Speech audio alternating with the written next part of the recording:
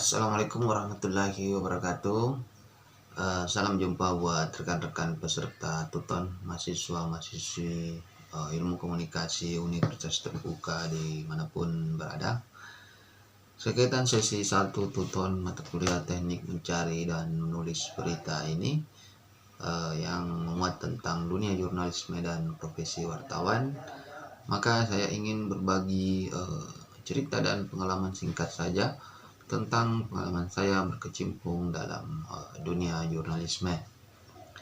Video ini juga sekaligus materi pengayaan pada sesi 1 Tuton mata kuliah terkait.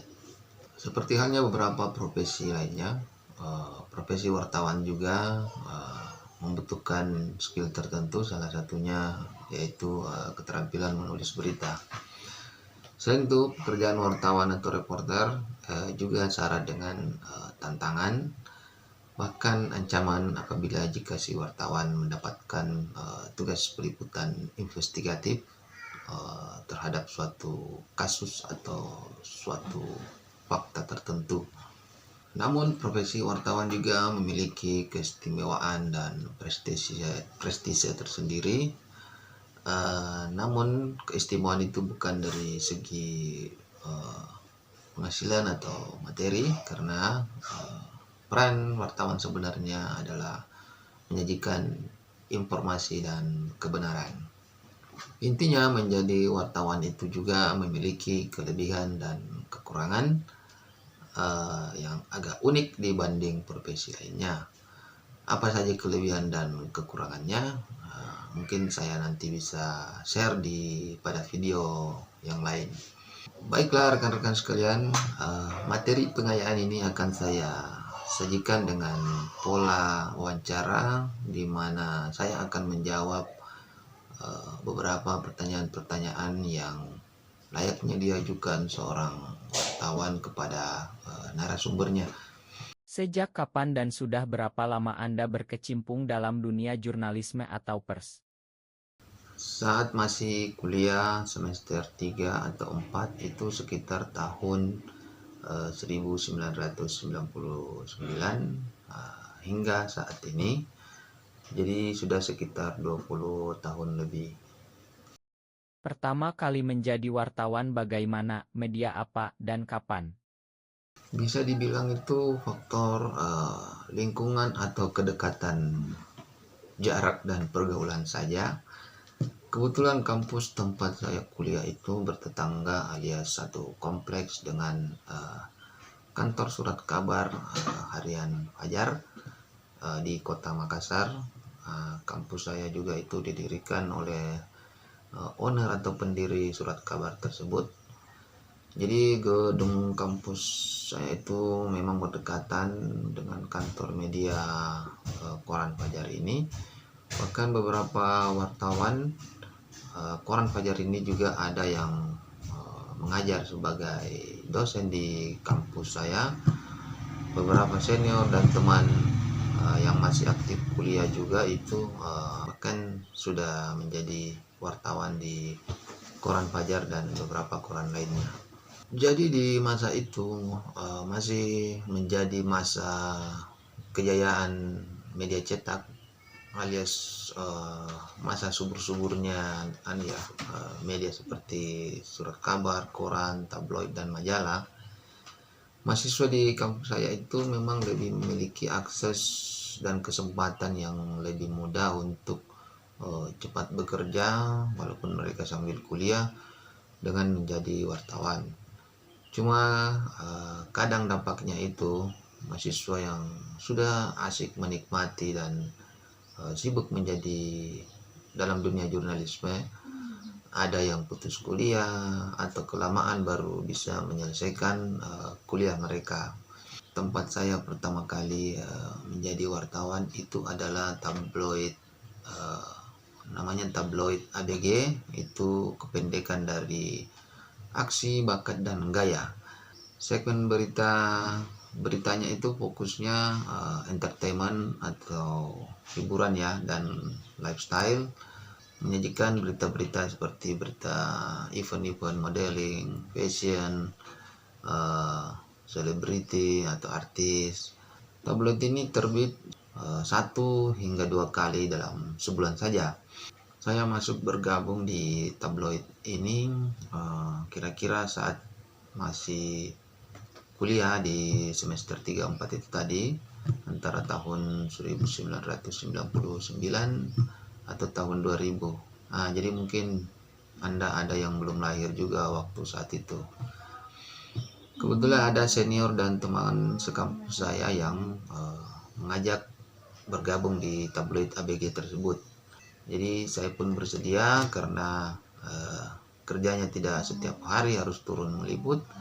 Selain itu saya jadikan juga sebagai tempat dan ajang pembelajaran dan mencari pengalaman saja. Saat itu saya sama sekali tidak dan belum mahir menulis berita, padahal jurusan saya itu adalah ilmu komunikasi yang juga mempelajari mata kuliah tentang jurnalistik. Jadi di tabloid remaja ABG ini mulailah saya belajar dan praktik langsung meliput dan menulis berita. Dan itu awalnya cukup sulit, padahal di kampus, di ruang kuliah, teorinya sudah kita pelajari tentang bagaimana membuat berita dengan rumus atau konsep 5W tambah 1H. Ada berapa media yang pernah Anda tempati berjurnalisme? Kira-kira itu sekitar 5 atau 6 media ya. Saya tidak terlalu ingat semua persisnya. Itu meliputi media cetak dan media online. Kalau bekerja sebagai wartawan di media elektronik, apakah TV atau radio, itu saya belum pernah. Tapi kalau jadi pengisi iklan radio dan menjadi narasumber di TV swasta itu pernah. Di media mana yang paling lama Anda bekerja sebagai wartawan? Itu di Tribun Timur. Saya di situ selama 16 tahun, mulai 2003 hingga 2020. Saya termasuk angkatan pertama perekrutan wartawannya, dan saya diterima saat saya juga saat itu belum selesai kuliah, tapi sudah proses penyelesaian skripsi. Di situ saya memulai karir sebagai wartawan atau atau reporter lapangan ya. Kemudian asisten redaktur, kemudian jadi redaktur, dan terakhir sempat mengisi bagian bisnis di desk marketing periklanan. Apa pengalaman berkesan atau liputan yang menantang selama menjadi wartawan? Apa ya, sebenarnya banyak sih. Kalau berkesan itu salah satunya mungkin saat ditugaskan sebagai wartawan daerah di kota Parepare selama kurang lebih 5-6 tahun gitu. Kalau liputan menantang mungkin diantaranya itu saat liputan kasus jatuh dan hilangnya pesawat Adam Air di Selat Makassar, atau diduga di sekitar perairan Kabupaten Baru, yang terjadi saat tahun baru 2007. Ada juga beberapa liputan yang menantang saat meliput berita, seperti kasus narkoba, korupsi, atau perselingkuhan oknum pejabat di daerah. Apakah Anda pernah mendapat ancaman saat melaksanakan tugas dalam dunia jurnalisme? Iya pernah, dan beberapa kali juga. Itu waktu saya masih bertugas sebagai wartawan di daerah, mulai dari ancaman fisik dan juga ancaman dilaporkan secara hukum ke kepolisian begitu. Yang mengancam Anda siapa saja? Ya, biasanya pihak yang diberitakan atau berita yang saya buat ada dari oknum organisasi masyarakat atau LSM, oknum politisi, ada juga oknum kepala daerah, bahkan pernah ada oknum yang mengaku sebagai anggota intelijen begitu. Tapi alhamdulillah selama saya menjadi wartawan atau aktif sebagai wartawan di lapangan, saya belum pernah kena tonjok atau mengalami penganiayaan fisik ataupun dilaporkan secara hukum ke aparat kepolisian. Apakah Anda tidak takut saat mendapat ancaman karena pemberitaan tersebut? Sebenarnya ada rasa takut juga, apalagi kalau itu ancaman yang akan menciderai kita di jalan atau saat liputan kita akan diapakan. Cuma saat itu saat masih muda dan semangat-semangatnya saya menjadi wartawan, saya merasa dan berprinsip bahwa apa yang saya liput dan beritakan itu sudah sesuai dengan standar dan etika jurnalisme. Jadi pada akhirnya oknum yang merasa dirugikan atau alergi dengan pemberitaan tersebut juga hanya sekedar mengancam saja. Ya mungkin intinya sama-sama takut lah. Saya juga ada rasa takut diteror. Mereka juga yang mengancam juga takut kalau mereka betul-betul serius ya mau ngapa-ngapain saya. Dan menurut saya yang paling utama saat menghadapi hal-hal seperti itu dari oknum-oknum, apakah oknum preman atau oknum penguasa, itu adalah kita bagaimana menyikapinya dengan tenang dan berpikir secara logis. Insya Allah selalu ada solusi. Dan seorang wartawan juga yang mungkin menghadapi perlakuan yang mungkin tidak menyenangkan di lapangan atau sebaiknya juga harus bisa menahan diri, tidak emosional atau takut berlebihan saat mendapat hal semacam itu atau ancaman. Saat bekerja di media apa ancaman-ancaman seperti itu Anda alami? Pengalaman-pengalaman itu seperti itu semua saya alami saat masih menjadi wartawan di Tribun Timur dan bertugas di daerah. Kenapa Anda meninggalkan Tribun Timur setelah 16 tahun bersama? Ya, karena sudah waktunya saya keluar dari kolam. Ibaratnya di mana ada awal, di situ ada akhir. Salah satu sebabnya ya mungkin dorongan motivasi saja untuk mencoba hal yang baru. Sekarang Anda bekerja di media apa? Kemudian setelah resign, saya mendirikan dan mengelola media online sendiri yaitu solusinews.id sampai saat ini. Baik, terima kasih atas kesediaan waktu dan wawancaranya Bang Redo.